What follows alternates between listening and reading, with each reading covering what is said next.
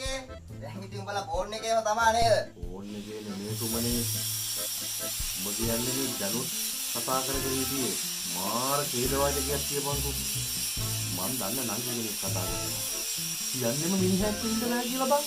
පොඩ්ඩක් හිටපන්ක කෝල් එකක්ද කොහෙද බං ගෑණිගෙන් මල්ලක් කරදරේ.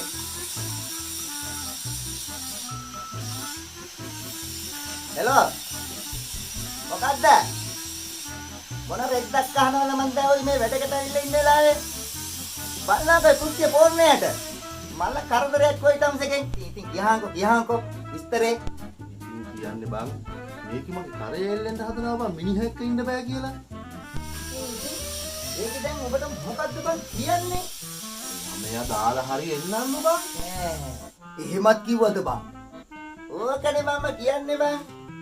මේ ගෑනුන්ට එක මිනිහෙක් හරියන්නේ නැහැ කියලා. එහෙම කිව්වහම හරිද සුමන? හරිද කියලා අහන්නේ බූරුවෝ තොට පිස්සුද? රෙල්ල ගන්න තොට පිස්සුද? උඹ ගිහිල්ලා ගෑණි හදාගන්න කියපන්. එහෙනම් ඔබේ ගෑණි හදාගනින්කෝ. මගේ කරේ එල්ලෙන්න හදනවා. බලතෝ.